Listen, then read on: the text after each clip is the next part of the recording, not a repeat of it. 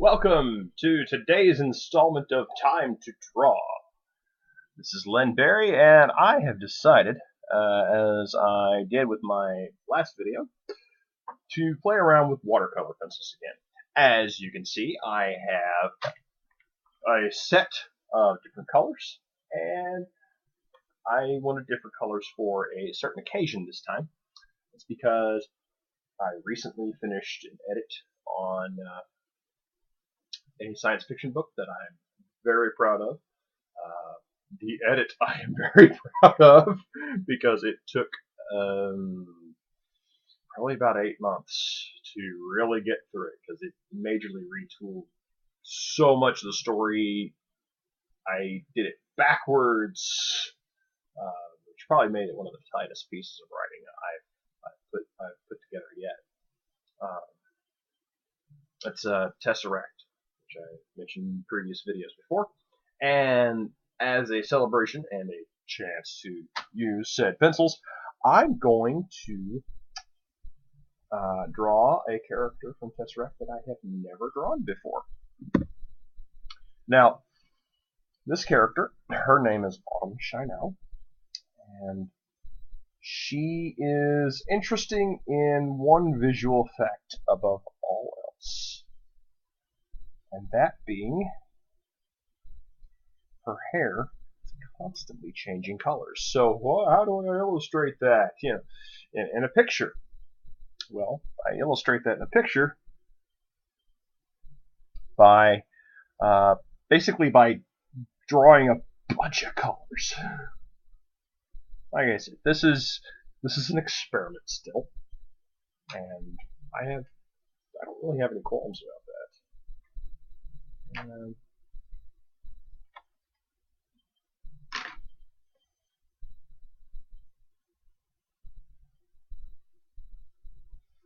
I'm working from a little bit of a reference, but not a major reference.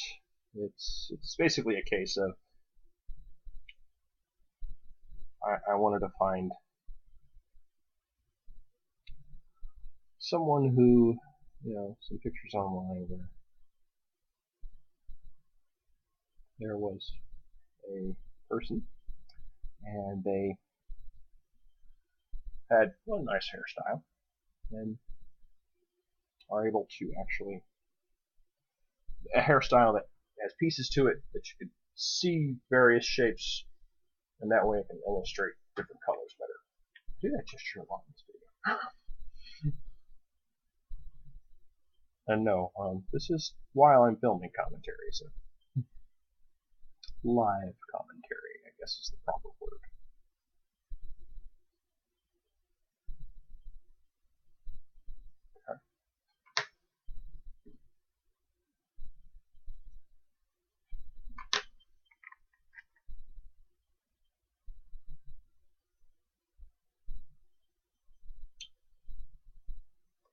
So I learned a little bit about these pencils since I first used them. And the major part that I've learned is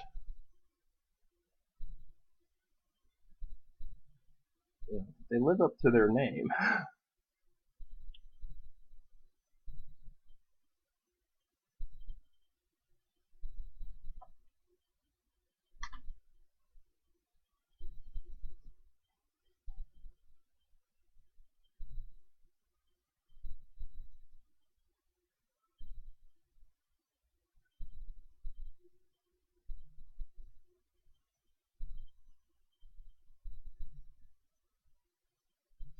I have some water on hand too for later on. First,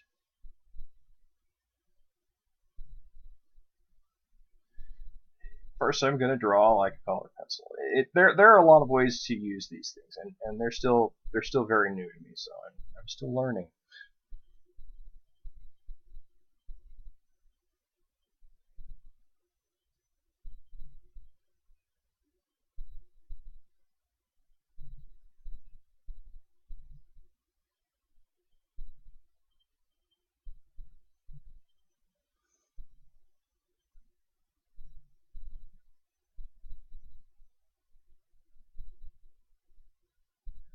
They act as much like paint as they do like pencil.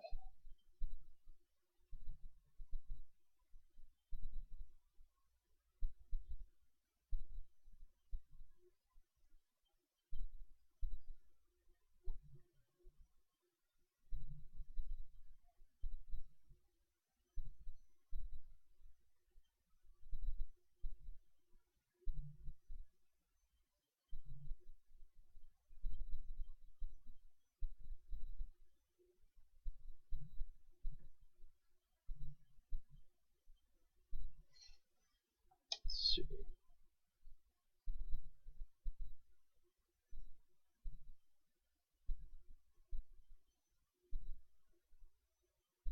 So if I'm drawing Autumn, I should probably talk about Autumn, right?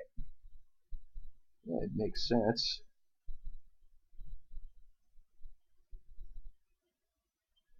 So Autumn is the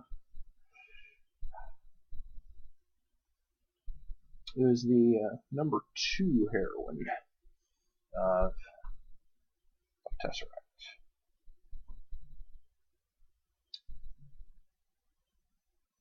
She is, she had, now the hair I mentioned, I refer to it in the book as prismatic hair.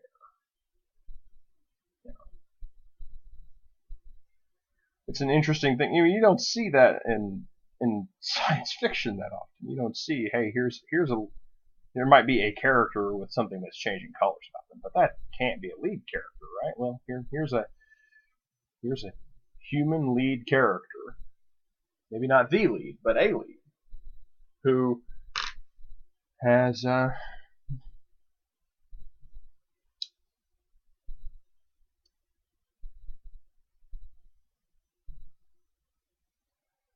she has hair that's constantly changing colors.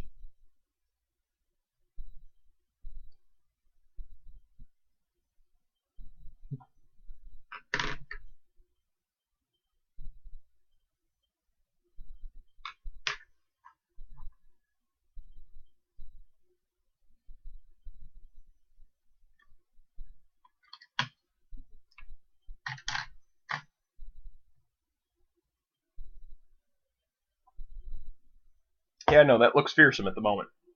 Fearsome's not what we're after.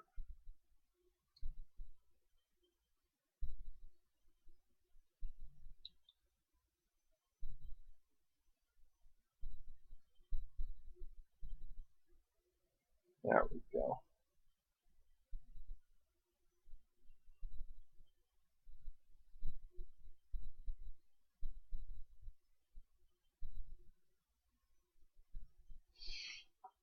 Now, for the record,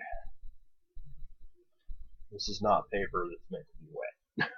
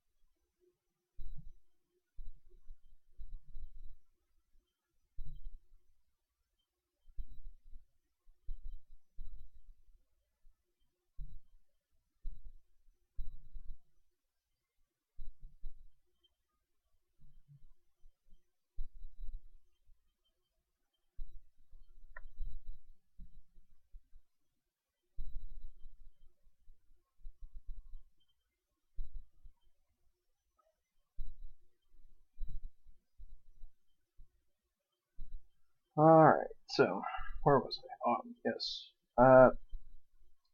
Autumn has prismatic hair, we established that. She's not Miss Puzzle Queen, like our central lead character, Kaylin, but her skill is computers, hacking. Yes, we're gonna have some Starship touched on sci-fi with some hacking in it. So she hacks, and that was her job before her recruitment into the communion, into the missionary service, I should say. The missionary service is the first line, first contact advancement group of the communion, which is the society of take that tesseract. Okay. There may be room for some standard pencil in this too once I'm done.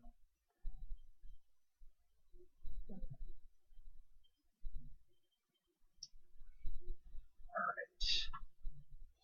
So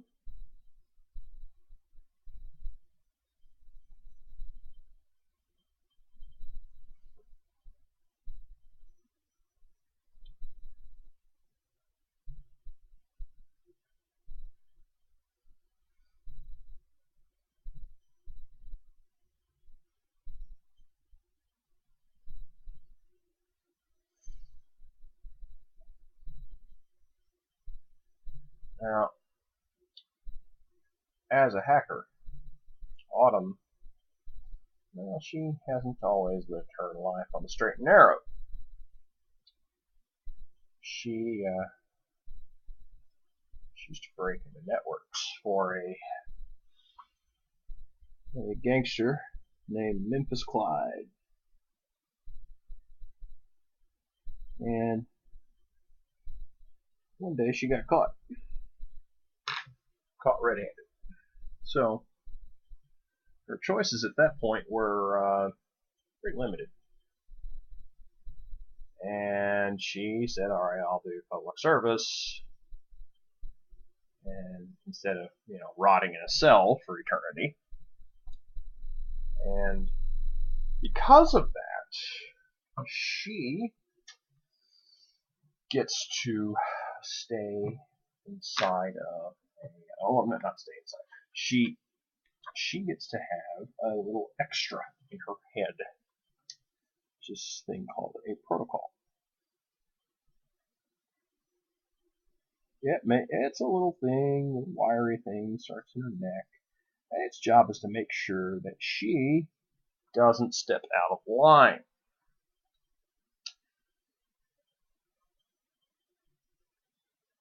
Okay, so far so good. Except a protocol can say, oh, you don't feel like getting out of bed this morning. Now you do. You're going to go to work today. So it cuts down on her liberty a lot. Not by saying she can't do something, but by ensuring that she will.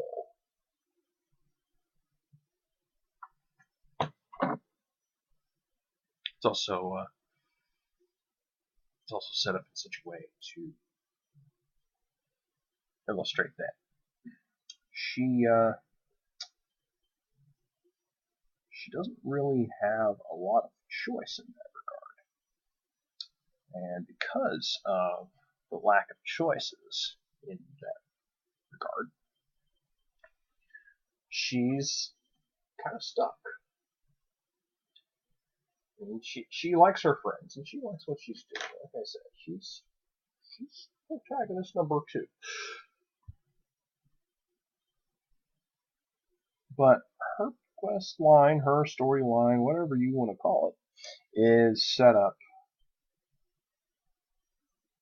so she is going to explore what she's capable of. She's going to deal with the protocol.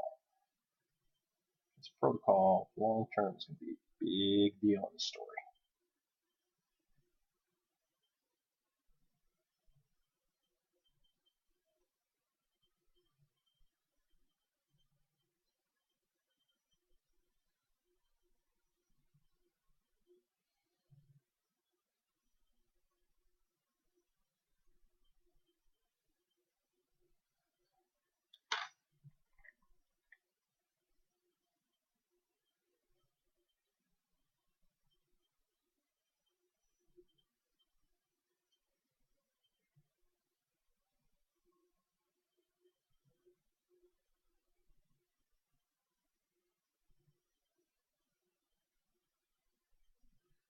course, one of the questions that comes with her story is, what is a protocol?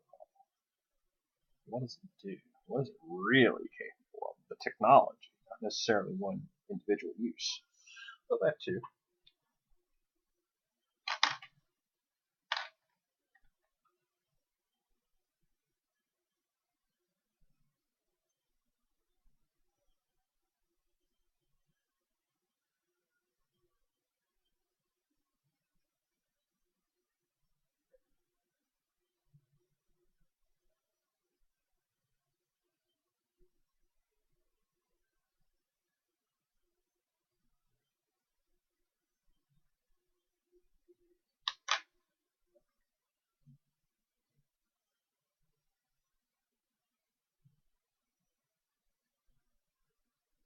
Well, didn't think I was just going to stick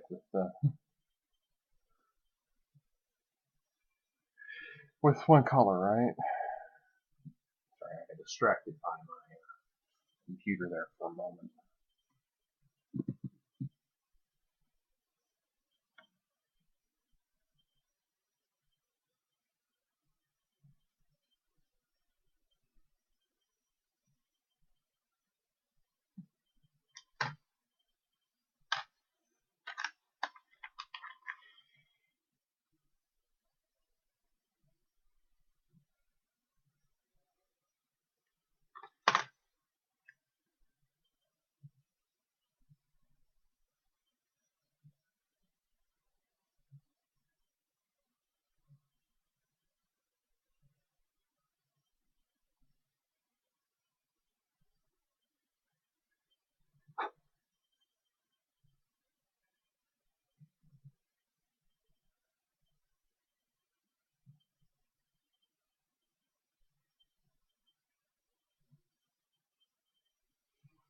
No, honestly, this would probably be easier if I actually used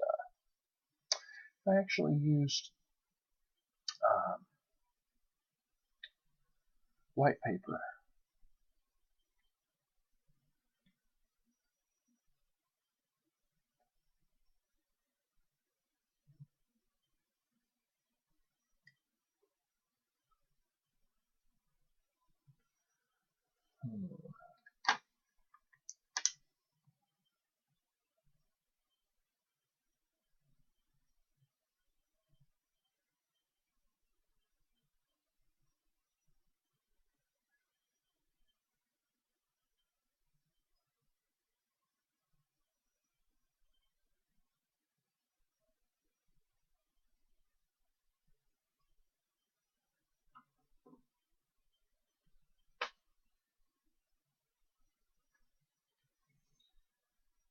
The interesting thing in writing Autumn is I can't leave her hair color alone in descriptions for very long.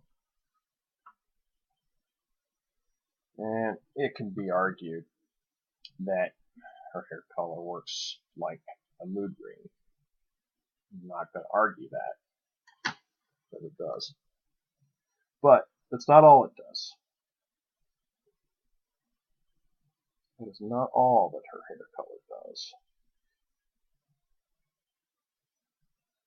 It also illustrates her overall health, mental health, that sort of thing.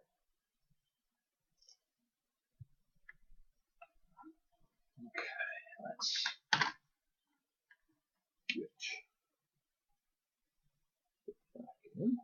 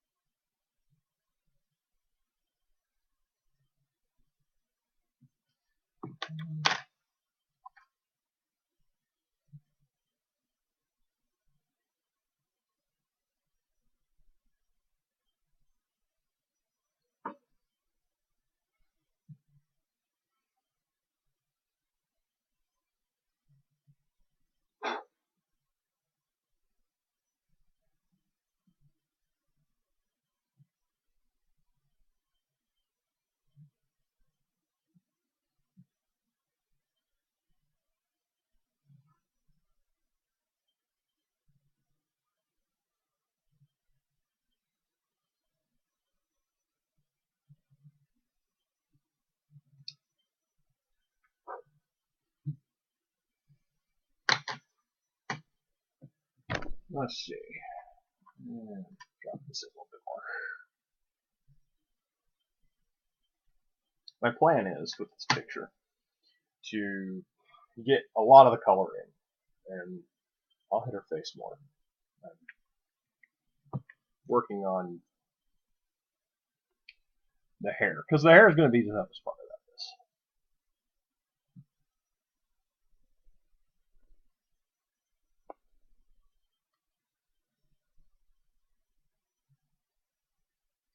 I mean, hell, this might turn into a gigantic slurry of multicolor madness. I don't know. And I'm looking forward to finding out. From what I have seen and studied on it, which I admit is minimal, it shouldn't be a big problem.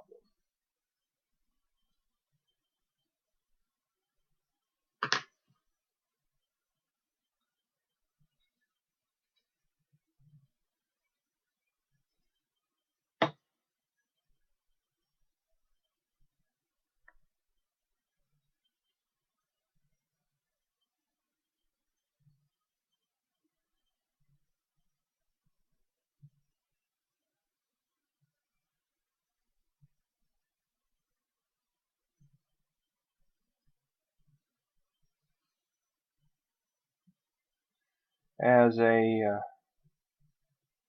name implies, watercolor pencil will react with water.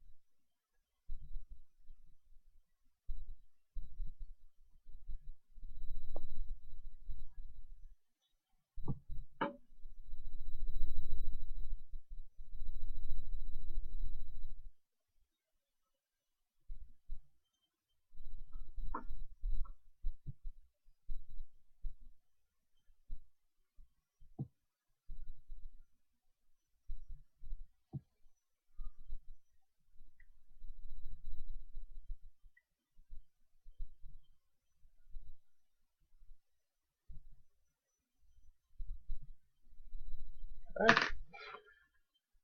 I was going to do it like this. So.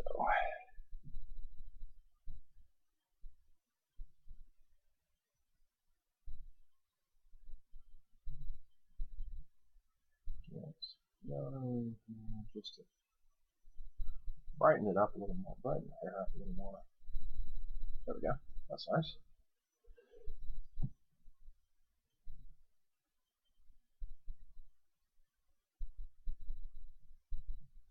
Now, granted, the way I describe her, she doesn't usually have this many colors at once, but let's just dive in. She could. It is prismatic after all. Need a few more sweeps with something. That's pink.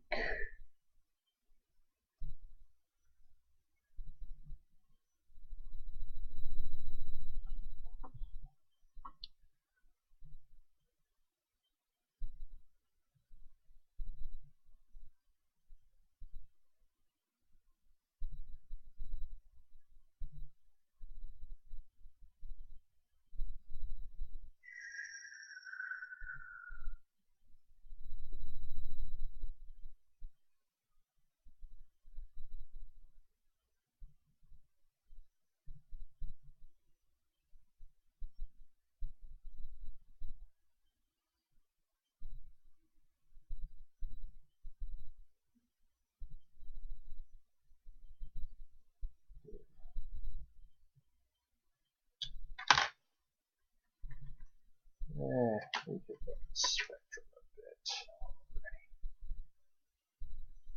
Yes.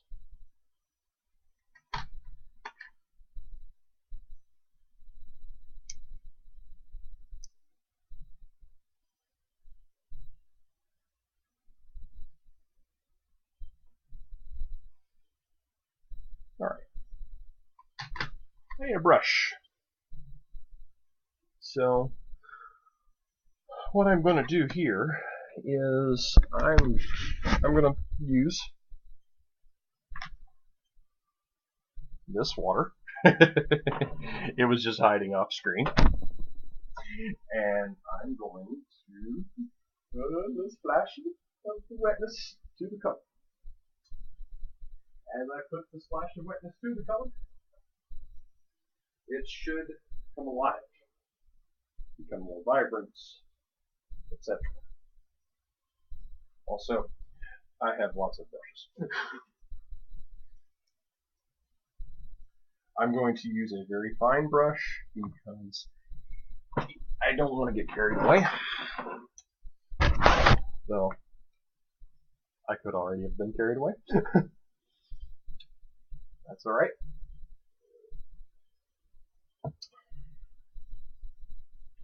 Also, the reason why this lovely piece of paper towel is here is to help me keep it. I don't know how much the water's going to go through the page. Like I said before, this is paper that's not meant for to be wet. So that's another reason why I'm using very light color.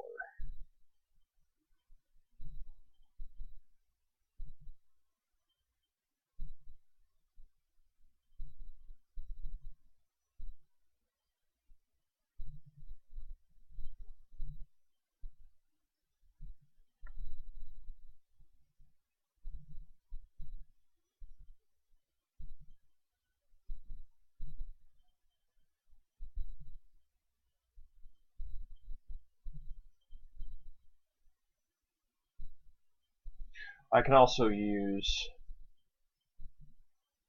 the water to reinforce the movement, the implied movement of her locks of hair.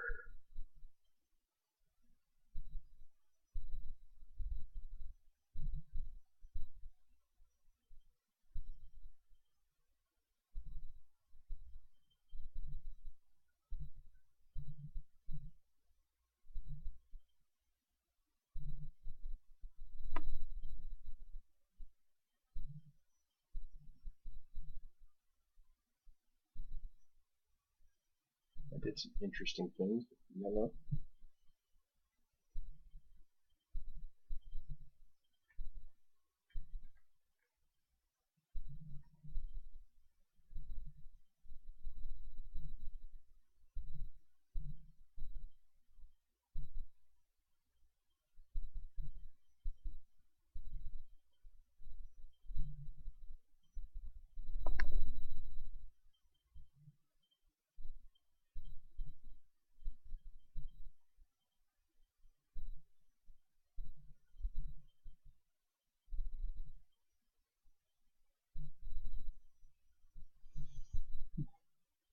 Sorry about the camera shake there.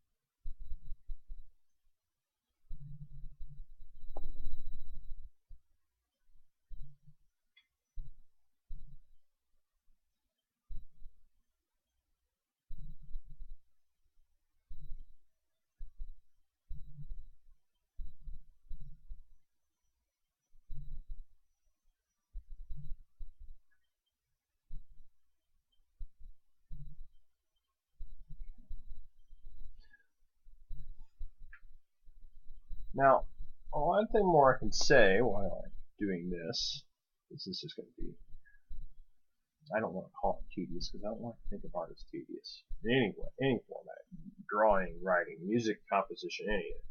Sometimes things are tedious.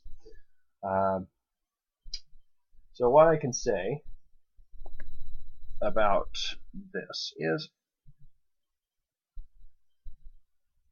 Tesseract isn't a story that is built around the notions of sci-fi ray guns and prophetic powers and that sort of thing. There are at least one POV character has powers, or rather a power. Either way.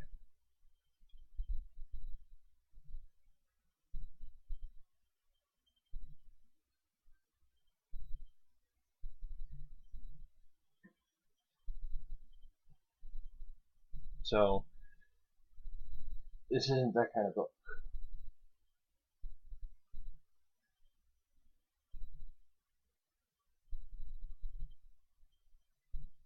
The kind of book this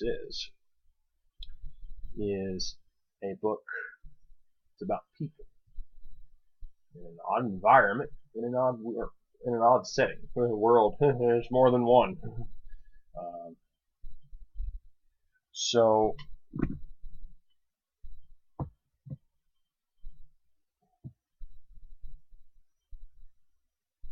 the world they live in is it's different from our own. I mean, they have lots of different species. They still have societal issues.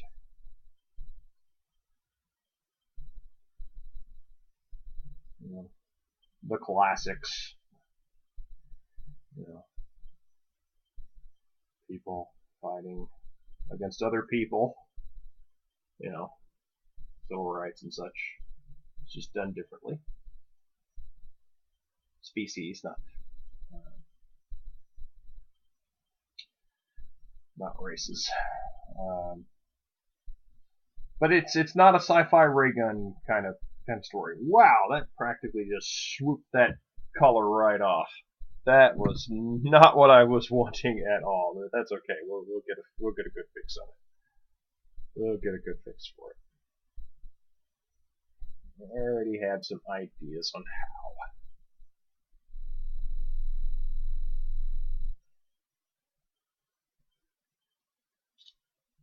Like I said, this is just an experiment more than anything else, but I wanted to share it with you. Okay. I may have just totally messed this up,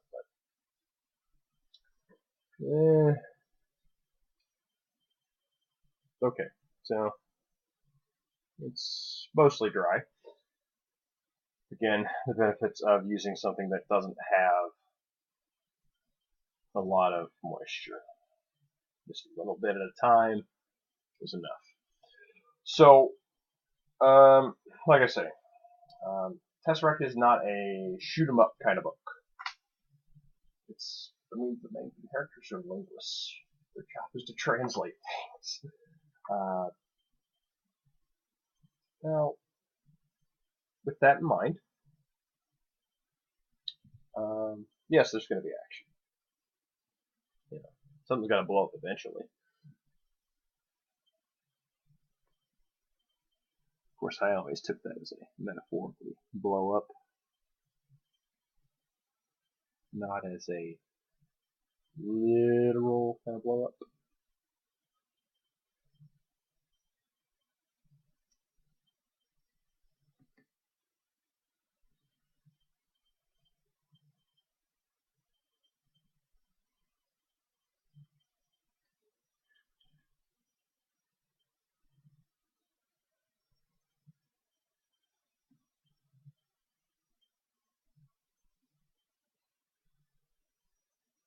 And here we are.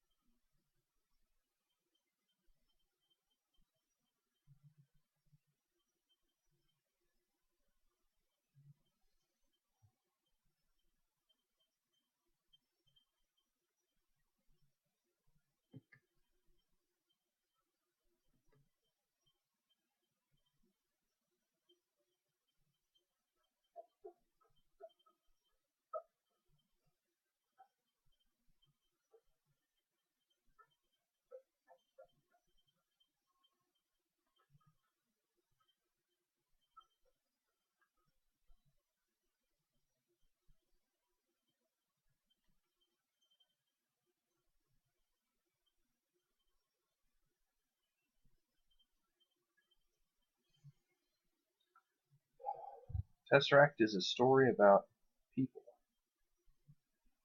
about personal quests,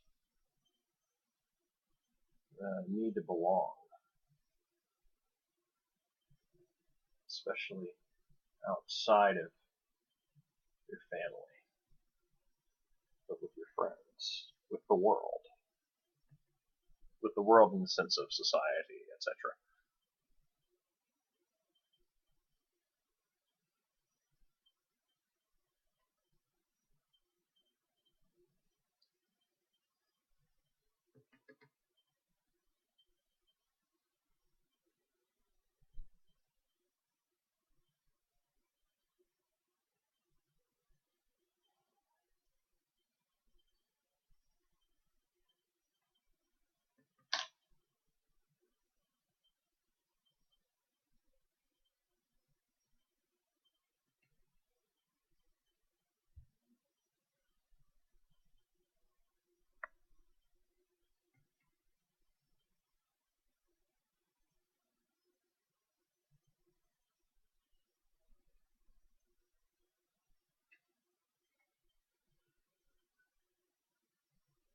I think the reason why it's not meant for wet is because it's very smooth touch, not grainy like some other kind of paper would be.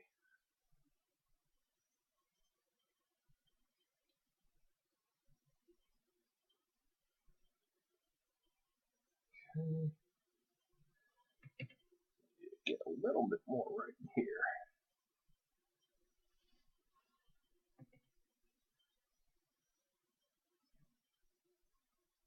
Okay.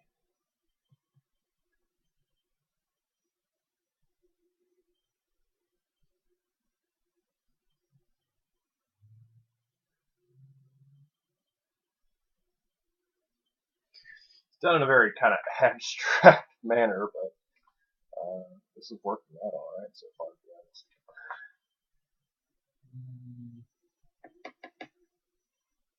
Let's do this.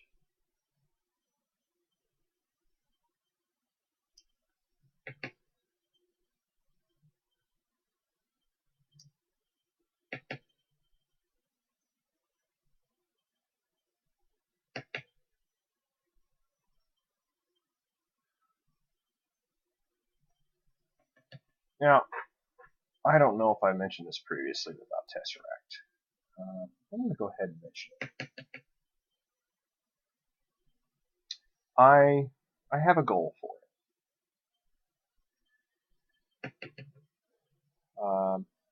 And my goal is, I think the book, when the day comes for it to come out, whatever place that might be, I think it's good enough to where it can win some major awards. It's Hugo and Nebula kind of major awards. Now, I know that's bold talk, but I believe in my book.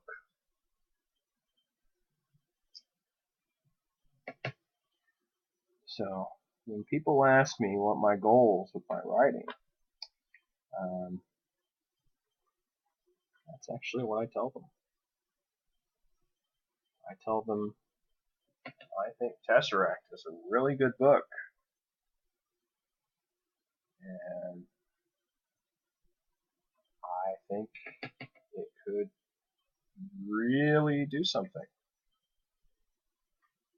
That's why I'm not seeing me put it out as an ebook or independently publishing it.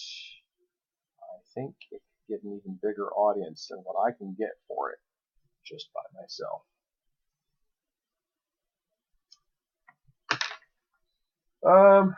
This is definitely an interesting picture.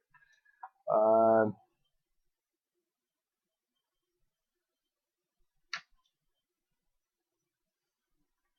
going to go over.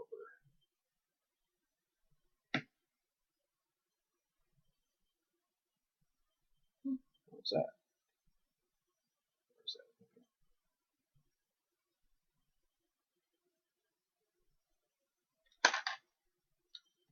Hmm.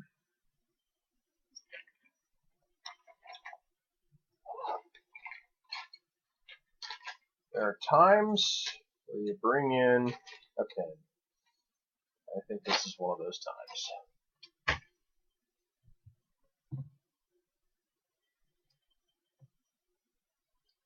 I'm not doing a lot with it. I'm just going to do a few lines. If they pick up,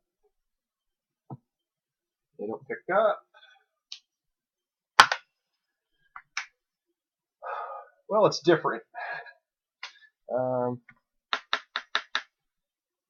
ahead and do that.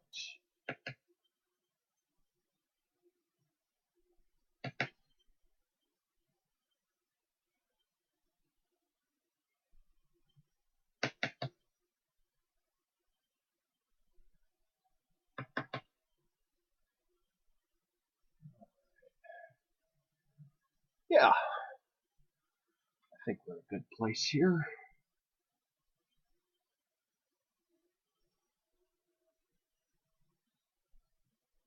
May not be as bright or vibrant as I had originally intended, but again, I'm working with black paper in a medium I'm not used to, the watercolor pencils. You know, it's interesting and crazy. I think this is going to do it for me for now.